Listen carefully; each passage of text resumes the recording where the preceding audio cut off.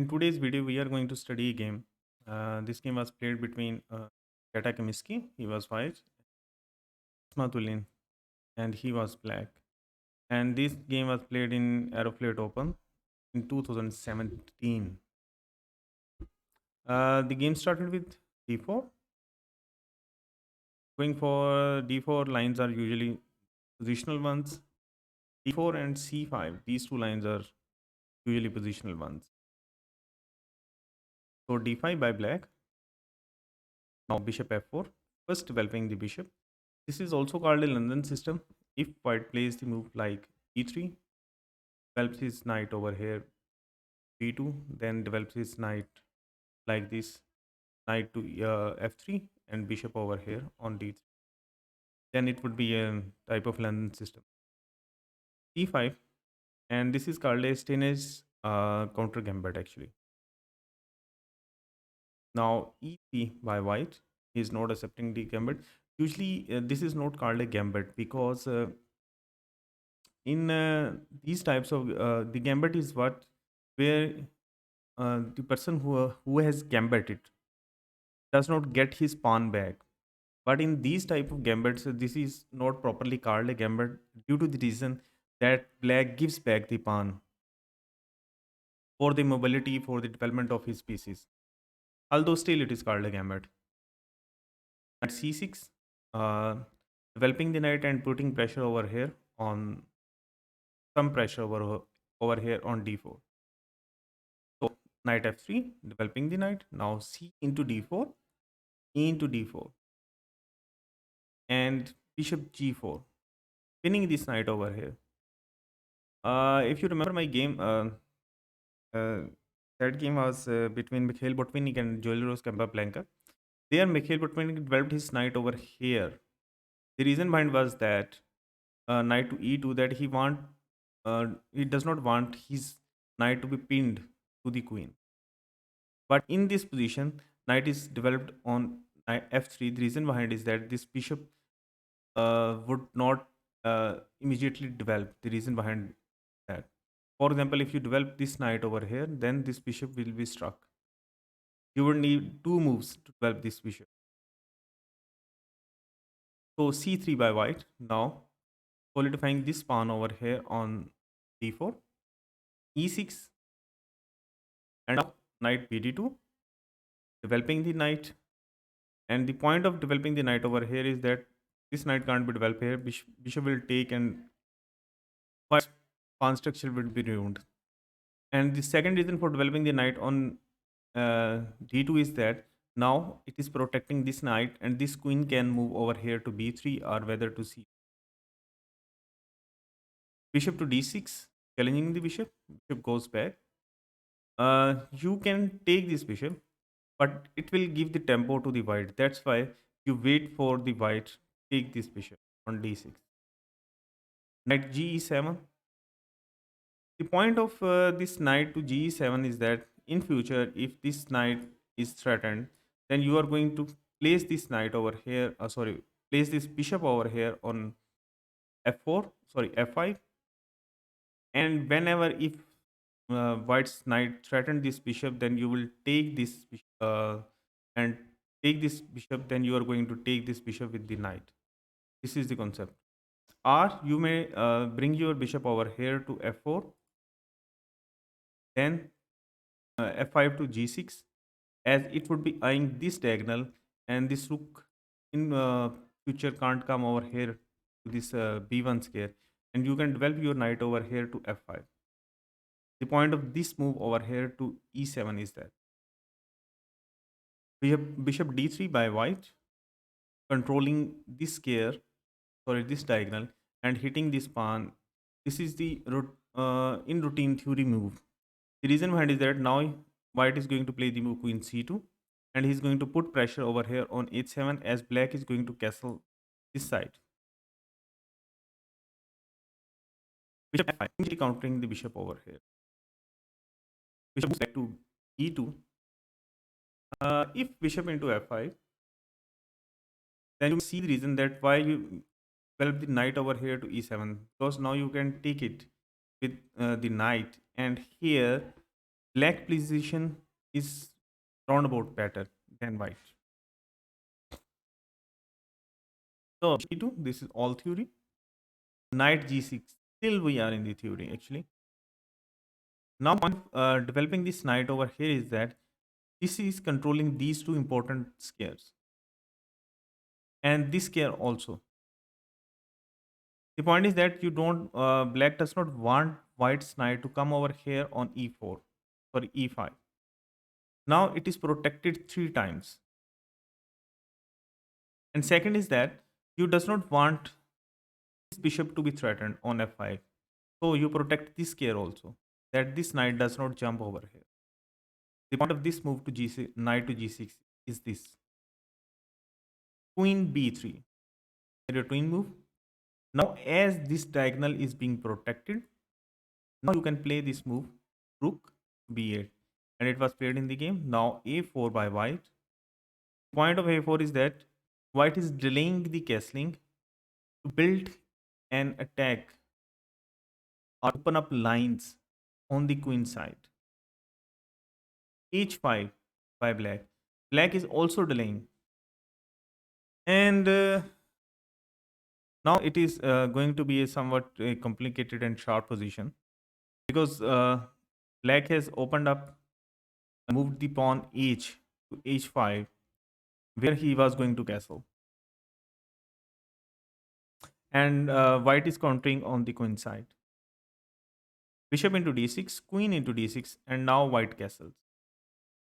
In first instance, it looks that white side is weak and black's king side is being protected. But if you look deep, you may see that black has three pieces which are going to attack on the king side. And this piece can jump knight over here, e7, knight g6 to e7, and it can come into the game whether this bishop moves or whether this knight moves. And this queen is also eyeing this diagonal. So that's why black is better in this position. And black is also covering this important square where knight can jump. Knight f4. Now, developing the knight and hitting this bishop over here. Rook f e1, protecting the bishop. Now h4. And from this move, black has shown that he's not going to castle. He's going to keep his king in the center. Bishop f1 by white. Now f6. Now the point of this f6 move is that you are going to play the move g5, then g4. And challenge this knight over here. And then you may sacrifice your one of the pawn to open up the white's king side. You are going to play the king like this, king to x7, and you are going to bring this rook over here. You may move your queen to c7, protect this pawn, or you may move this pawn to b6. And you are going to generate an attack. This is one type of the plan you could go for. So c4 by white, as black is extending on the king side, it is time to counter in the center, sorry, on the queen side. The second best move was h3 by white. First, protecting this here. It looks very promising, but it was a better defense. How it is? Because now after g5, for example, you go knight to h2, protecting this square. Then you may play this move f3. You may solidify this structure. Now king f7. If you play the move f3, these squares become weak. And it is not the exact time to play the f3. So, what to play? The point is, you are going to bring your queen back. Now, this queen is eyeing this diagonal of this pawn move. And this was the better move instead. In the game, c4 was played, and now king f7. Now g3 by uh, white, and actually this was a first minute mistake by white. Instead, he should have gone for opening up the king side. Sorry, opening up the center. The point of opening up the center is that the king is still in the diagonal of the queen,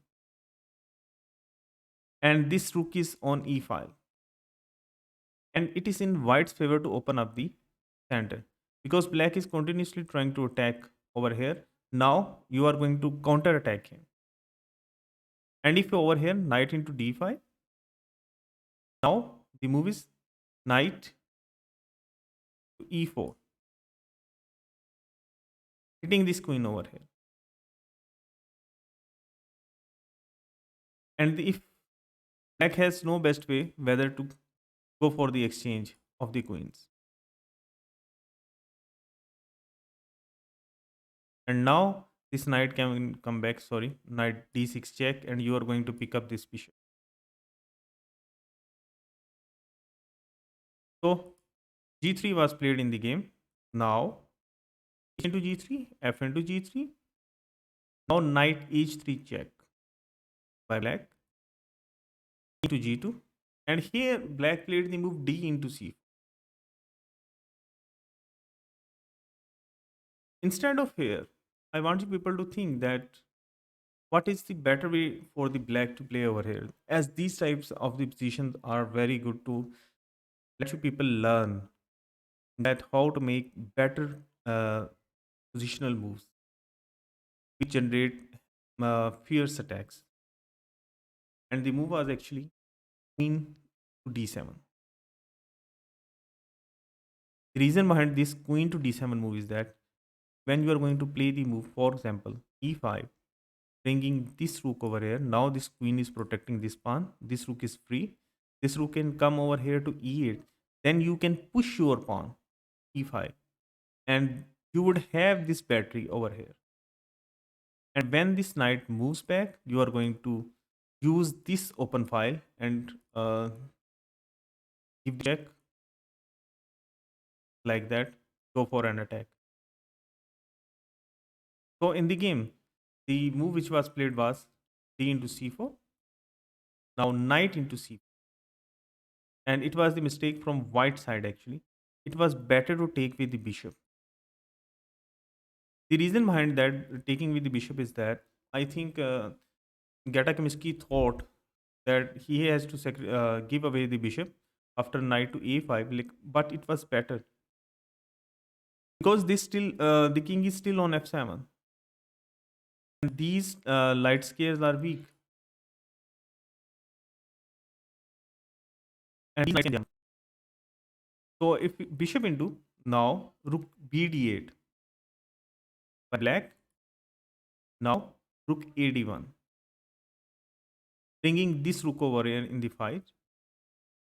Knight into d4, knight into d4, queen into d4, giving up the pawn. But now bishop into e6 check. You have given up. White has given up this pawn, but in return, white has taken up this pawn. And you may see that position is better because bishop into c6, now queen into e6 check, and king g6. And this is completely double-edged position. It is an equal position. So it was played because this gives the edge to black. I want you people to pause the video and think your queen is threatened. What is the best care to put your queen? Whether d7 or whether d5? And it is a simple answer that you are going to put your queen to d5. The point is that you are pinning the white's knight to the king. So knight d2 was played in the game. Now queen into b3, knight into b3, and queens have been exchanged. And if you pause the video and assess the positions, white has 3 pawn islands, whereas black has just 2 pawn islands. Both rooks are connected. Just white's this knight is not good. This bishop is just on its initial square. Black's this knight is not good, and the position is round about equal, but it is black who has the edge because black has control of this square of d5. He can reroute his knight over here and put pressure over here in white's territory. Then these rooks can come and attack this pawn. This knight can jump back. This rook can come to c8 and get control of this open file. g5 was played by black. The game. The point of the move g5 is that if the king moves over here, king to g6, now this rook would going to take control of 7th rank. This is the first plan. The second is that you may play the move to g4 also, but not now. The third reason was that you don't want the knight, white's knight, to come over here. That's why you play the move g5. Rook ac1 was played. Now rook h d8. Now putting pressure on this pawn over here on d4. Winning the bishop, bishop c4, and attacking this pawn, as this bishop is only the one defender of this pawn on e6. Now in future, white is going to just threaten this bishop over here. It's only defender. Knight b4, it is time. And it was the better way to go for this square, d5 square, placing knight over here. This was also a way, but this is actually a better version. Knight c5. Now white is putting too much pressure over here on e6 pawn. Now knight d5. Bishop b3. The point of playing the bishop to b3 is that still it is eyeing this pawn, putting pressure on this pawn, but now this rook has this file. Rook d6 by black, protecting this pawn. Now knight d2 was played. Instead where white should have gone for a5. This side is still blocked, and this knight is doing good job over here, protecting this square. This e5, sorry, e5 move of black in future. So it was time to play the move a5. And the second reason to play the move a5 is that you does not want black to play the move b6. And if he plays it, then you can take this pawn. For example, now g4, knight h4, threatening the bishop, and knight has to come back. Knight g5, knight into f5, e into f5. And the position is completely equal because now black has these two double pawns, and this white king can just hold these three pawns if all the pieces have been exchanged. So in the game, knight d2 was played, and here b6 was played by black. Instead of playing the move b6, black should have hold this move for some time and should have gone for the same continuation, g4. The point of g4 is that now knight d e4 first. The point of knight d4 is it is hitting the rook over here. Rook comes back, rook d8. Now knight c3. This knight over here. Now the move is knight g5.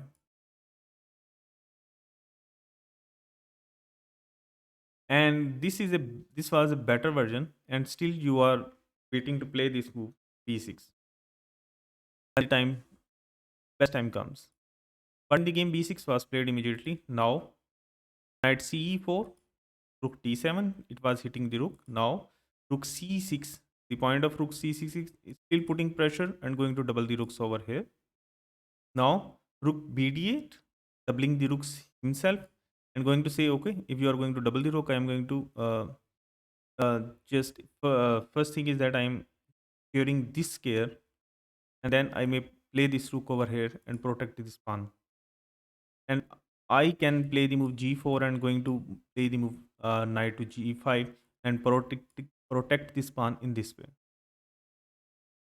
Knight c3 by white. Now knight df4 check, and this was the move due to which I selected this game. Here black is giving up a piece. The point of this giving up of the piece is that in return he's getting 2 pawns, majority of the pawns, and then he converts that majority to win. And it was not an easy move really to find. Now g into f4, knight into f4 check, king moves to g1, now rook into d4. And these 2 pawns have no barriers in their way. There are no pawns. And black have a lot of activity. Rook d4 was played, and now rook b4. Attacking the bishop, bishop to c4 out of the harm's way, rook into b2. And in return of the piece, black has grabbed 3 pawns. Now black has 5 pawns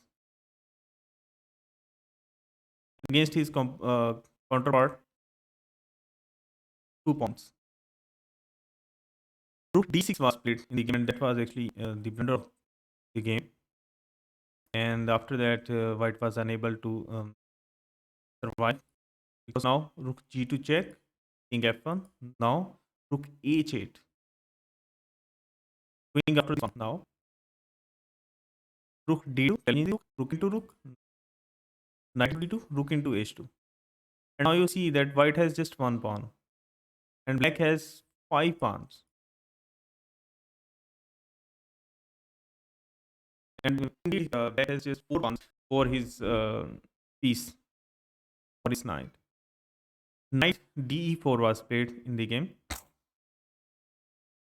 The point of playing the move knight d4 is that he is going to give the check. H3 check by black. Now king g1, threatening the rook. Rook g2 check first. King h1, and now rook c2. Going after these two pieces. King d1 was played, and it was another mistake by black. Instead of here, white have played the move knight d6 check here first. Now if king f8, now knight c b5. And in this way, this bishop is being protected. These both knights are protecting one and each other. And these three pieces are needed this black king. So king g1 and bishop g2 was played by black. He also missed the chance. What was the time to play the move g6 and bring the king into the center immediately? But he played the move. Sorry, he played the move bishop g2. Now bishop b3, threatening the rook. Rook to b2. Now knight d6 check, king e7, knight f5 check, king d7. Now rook d1 check, king e8. Knight d6 check again. Now king f8. Rook b1, challenging the rook, rook into b1, and knight into b1. And now you may see that black has just 5 pawns and white has one extra knight. And black is going to convert this win. And this is a very instructive endgame, which Ismatulin played against Geta Kaminsky. Now, when you have no opponents against your pawns, then push. So he played the move f5, taking away also this square from white. In the next, he is going to play the move where his king and put his pawns to queen. Knight c3 by white, now king e7, knight c8 check, king f6. knight into a7. White has been able to grab one of the pawns, but in vain, because now bishop b7. The point of bishop b7 is that it is controlling this square the knight to move to. So knight ab5 and g4. Black is pushing his pawns. Knight d6 by white, threatening the bishop. Now bishop c6, putting pressure over here on a4 pawn and controlling these squares of the knight. King f2. It was time to play the move king f2 to counter the advancement of these pawns. King e5 was played by white, no, sorry, by black. And this was a blunder actually by black, because now the game becomes equal. Instead, I want you people to pause the video, as you have seen that black played the move king e5 in this position. And what is the best move to keep advantage alive in the game? I want you people to pause the video for 5 to 10 seconds. Think just what is the best way to keep advantage alive in the game? I hope you have found it. And the move was actually knight d3 check. The point of knight d3 check is that when king moves to e3, now knight c1. And this is not an easy move to find at any instance. Playing the move over here, knight to d6, and then playing the move knight to c1. Because it seems that this knight can be trapped, although it is hitting this bishop. And if this bishop, for example, moves to now over here, bishop to c2, it seems that this knight over here has been just captured, because it has no square to move to. But now the move is g3. And the point is that if now king tries, these squares are being controlled by this bishop. And now the king is going to move upwards, going to push the pawn. Moves, push the pawn. And the point of this knight to c1 was that it is controlling this square of knight movement. Controlling this square. Controlling this square. That's why it is a very beautiful move. But it was really very hard to find. In the game, king e5 was played. Now knight c8, knight e3 check. He went out for this. King g3. And this was blunder of the game, second blunder of the game actually. Instead, he should have gone for king g1. The point of this king g1 move is that now white does not has the tempo of playing the move f5.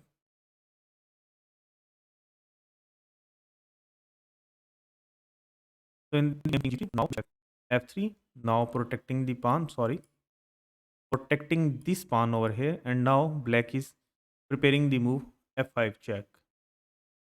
So knight into b6, white has been able to capture this pawn, but now black's pawns are very fast. f4 check, king h4, now g3, going to push forward, and this knight is just controlling these squares. So knight c4 check first, king d4. It does not work over here. So it is time to come from over here and putting pressure on this knight. And now it was time to push this pawn. So knight d2, hitting the bishop. Now knight e5, protecting the bishop. Knight into f3 check, knight into f3 check, king h3 was played in the game. Instead of here, black should have tried something like king g4. So knight e5 check, now king h3. And in the sequence of the moves, this knight is not on f3, it is on e5. So in the game, king h3 was played. Now king into c3.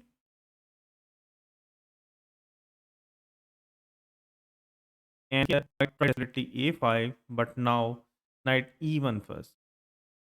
Bishop into e6, and now g2. And white's bishop can't stop this pawn. So it moves to its king move to h2. Now king d4, a6 by white, and now the move is f3. Black is fast now. Now bishop h3, putting pressure on the pawn. Now the move is king e3. Now bishop into g2. Now f into g2. And black king is just one square away and going to promote the queen. King g1, king f3, a7, king g3, and he made the bishop. What happens if you promote it to queen? Nothing, because you are going to be mated. The point is that knight f3, f3 check, and queen has to take. He is forced, and after king into queen, king has to move. King moves, and it is. And same happens in the game because after knight f3 check, Gata Kaminsky designed the game. So I hope you find this video very informative. And if you like it, kindly subscribe and hit the bell icon button. Thank you very much.